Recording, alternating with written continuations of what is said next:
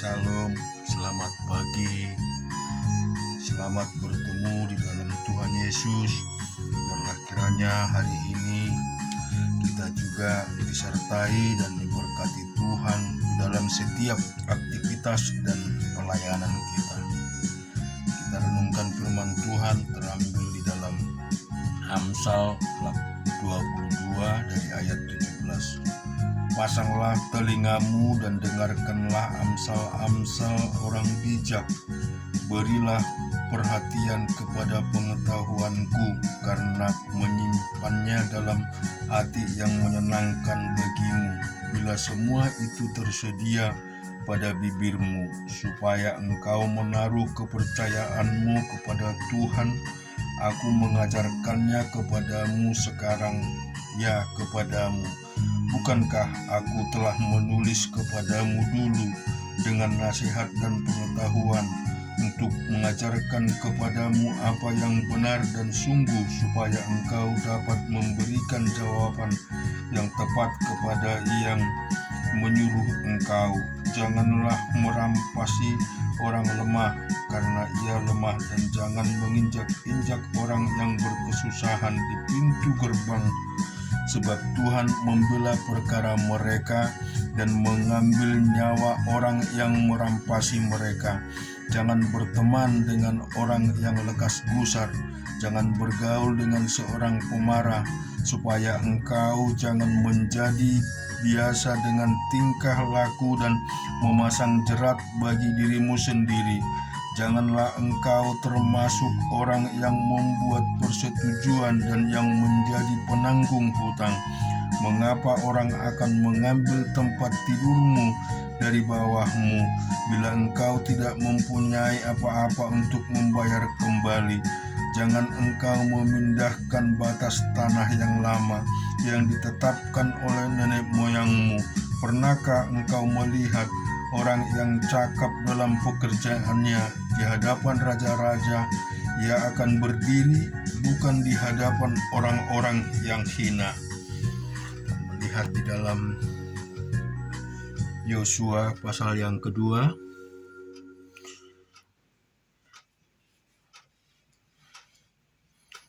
kita lihat di Yosua pasal yang kedua, Bapak Ibu Saudara,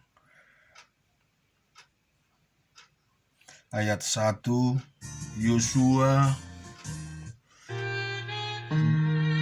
bin Nun dengan diam-diam melepas dari Sitim 2 orang pengintai, katanya, pergilah, amatilah negeri itu dan kota Yeriko.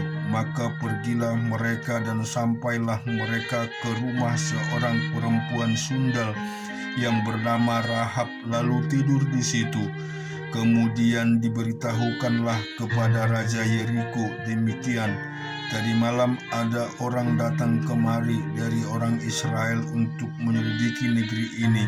Maka Raja Yeriko menyuruh orang kepada Rahab mengatakan, bawalah keluar orang-orang yang datang kepadamu itu, yang telah masuk ke dalam rumahmu, sebab mereka datang untuk menyelidiki seluruh negeri ini.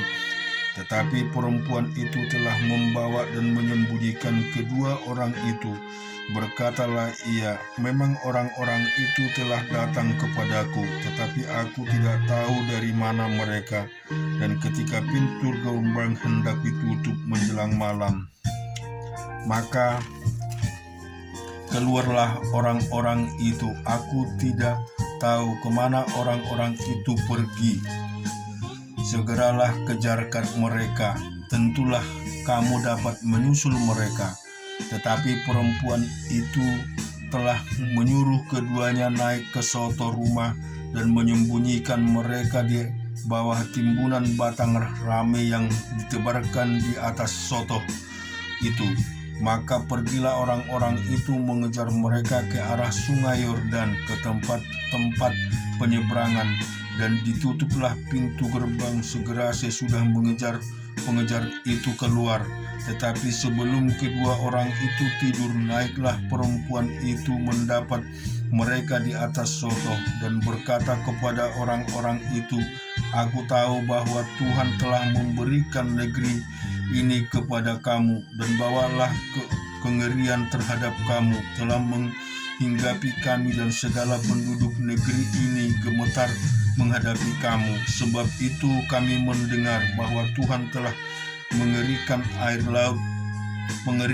air laut teberau di depan kamu ketika kamu berjalan keluar dari Mesir, dan apa yang kamu lakukan kepada kedua raja orang Amori yang di seberang sungai Yordan itu, yakni kepada Sihon dan Og, yang telah kamu tumpas. Ketika kami mendengar itu, tawarlah hati kami dan jauhlah semangat setiap orang menghadapi kamu, sebab Tuhan Allahmu ialah Allah di langit, di atas, dan di bumi di bawah. Mereka sekarang bersumpahlah kiranya demi Tuhan bahwa karena itu telah berlaku ramah terhadapmu, kamu juga akan berlaku ramah terhadap kaum keluargaku. Dan berikanlah kepadaku suatu tanda yang dapat dipercaya, bahwa kamu akan membiarkan hidup ayah dan ibuku, saudara-saudaraku yang laki-laki dan yang perempuan, dan semua orang yang mereka, dan bahwa kamu akan menyelamatkan kami dari maut. Lalu jawab kedua orang itu kepadanya, nyawa kamilah jaminan bagi kamu, asal jangan kau kabarkan perkara kami ini. Apabila Tuhan nanti memberikan negeri ini kepada kami, maka kami akan menunjukkan terima kasih dan setia kami kepadamu. Kemudian perempuan itu menurunkan mereka dengan tali melalui jendela, sebab rumahnya itu letaknya pada tembok kota. Jadi pada tembok itulah ia diam. Berkatalah ia kepada mereka, pergilah ke pegunungan supaya pengejar-pengejar itu jangan menemui kamu, dan bersembunyilah di sana 3 hari lamanya sampai pengejar-pengejar itu pulang. Kemudian bolehlah kamu melanjutkan perjalananmu. Kedua orang itu berkata kepadanya, kami akan bebas dari sumpah kami ini kepadamu yang telah kau suruh kami keikrarkan. Sesungguhnya apabila kami memasuki negeri ini, haruslah tali dari benang germiji ini kau ikatkan pada jendela tempat engkau menurunkan kami dan ayahmu serta ibumu, saudara-saudaramu, serta seluruh kaum keluargamu, kau kumpulkan di rumahmu. Setiap orang yang keluar nanti dari pintu rumahmu harus sendiri menanggung akibatnya, kalau darahnya tertumpah dan kami tidak bersalah.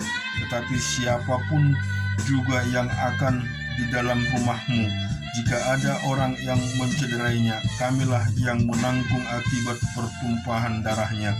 Tetapi jika engkau mengabarkan perkara kami ini, maka bebaslah kami dari sumpah kepadamu itu, yang telah kau suruh kami ikrarkan. Perempuan itu pun berkata, seperti yang telah kamu katakan, demikianlah akan terjadi. Sesudah itu dilepaskanlah orang-orang itu pergi. Berangkatlah mereka. Kemudian perempuan itu mengikat tali germiji itu pada jendela. Mereka pun pergilah dan tiba di pegunungan. Mereka tinggal di sana 3 hari lamanya sampai pengejar-pengejar itu pulang. Pengejar-pengejar itu telah mencari di mana-mana sepanjang jalan tanpa menemukan mereka. Maka pulanglah kedua orang itu. Mereka turun dari pegunungan lalu menyeberang dan sampai kepada Yosua bin Nun. Kemudian mereka ceritakan segala pengalaman mereka. Kata mereka kepada Yosua, Tuhan telah menyerahkan seluruh negeri ini ke dalam tangan kita. Bahkan seluruh penduduk negeri itu gemetar menghadapi kita. Kita lihat di dalam Mazmur 90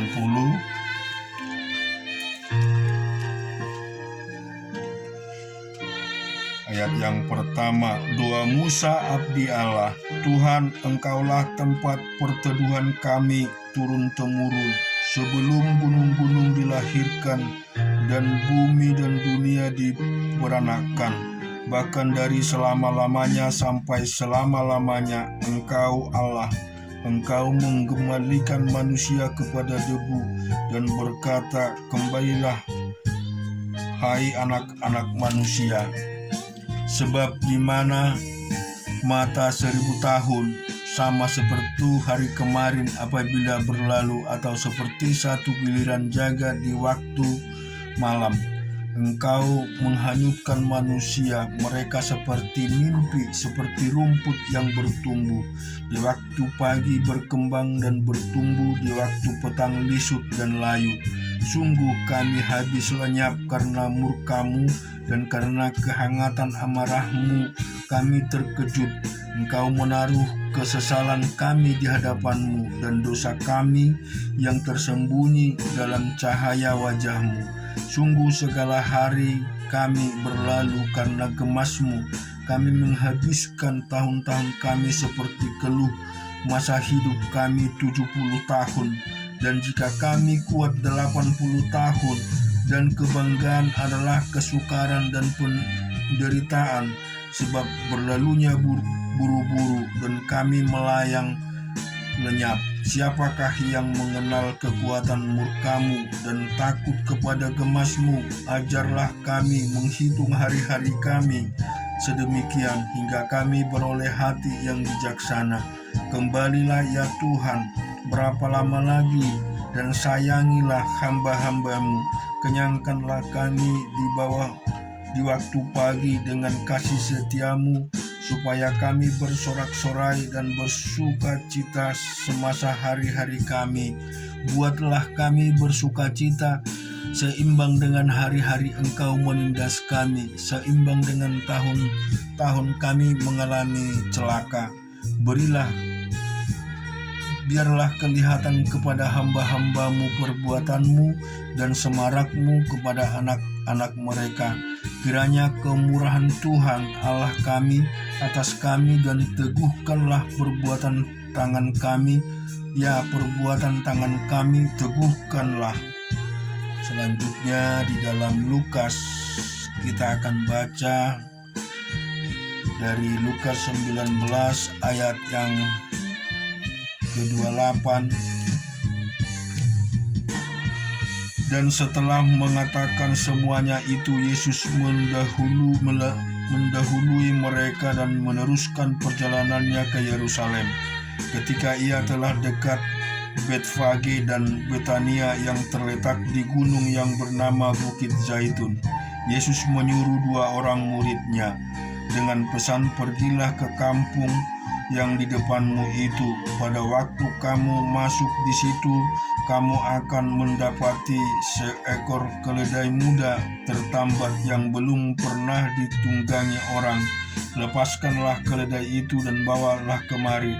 Dan jika ada orang bertanya kepadamu, mengapa kamu melepaskannya? Jawablah begini, Tuhan memerlukannya. Lalu pergilah mereka yang disuruh itu, dan mereka menghadapi segala sesuatu seperti yang telah dikatakan Yesus. Ketika mereka melepaskan keledai itu, berkatalah orang yang mempunyai keledai itu, mengapa kamu melepaskan keledai itu? Kata mereka, Tuhan memerlukannya. Mereka membawa keledai itu kepada Yesus, lalu mengalasinya dengan pakaian mereka dan menolong Yesus naik ke atas. Dan sementara Yesus mengendarai keledai itu, mereka menghamparkan pakaian di jalan.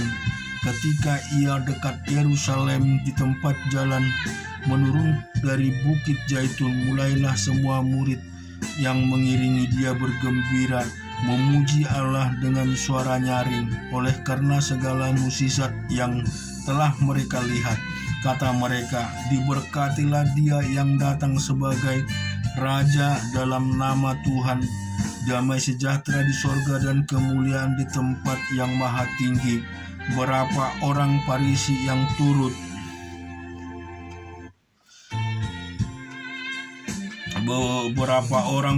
yang turut dengan orang banyak itu berkata kepada Yesus, Guru, tegurlah murid-murid-Mu itu. Jawabnya, Aku berkata kepadamu, jika mereka ini diam, maka batu ini akan berteriak.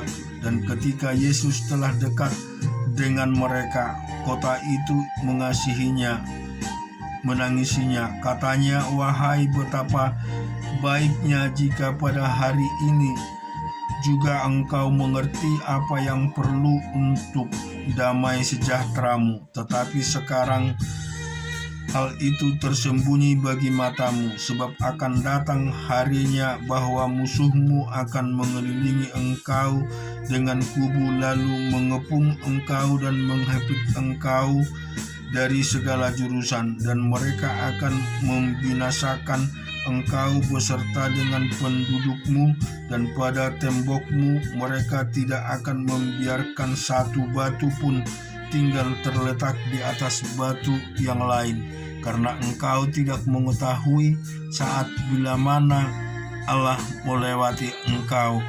Lalu Yesus masuk ke bait Allah, dan mulailah ia mengusir semua pedagang di situ. Katanya kepada mereka, ada tertulis, rumahku adalah rumah doa, tetapi kamu menjadikan sarang penyamun.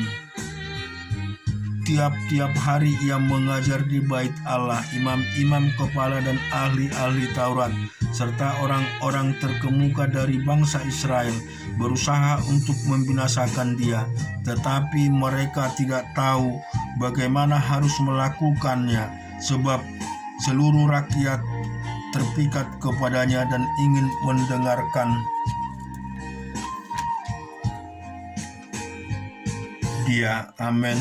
Puji Tuhan, kita bersyukur jika pada hari ini kita dengar kebenaran firman Tuhan yang luar biasa. Terlebih tadi di dalam Mazmur 90, firman yang sangat luar biasa memberkati kita, bagaimana bahwa di dalam kehidupan kita, di perjalanan kita, bahwa hidup kita ini senantiasa diartikan seperti rumput yang pada pagi hari dia itu akan bertumbuh dan di sore hari akan layu. Dan oleh sebab itu, waktu Tuhan adalah waktu yang diberikan kepada kita. Biarlah kita senantiasa di masa hidup kita ini selalu berserah kepada Tuhan. Biarlah kita selalu tinggikan pertolongan Tuhan, kuasa Allah yang luar biasa. Karena kita tahu hidup kita hanya 70 tahun. Jikapun lebih 80 tahun, semuanya itu hanya oleh kemurahan Tuhan saja di dalam hidup kita. Haleluya, amin.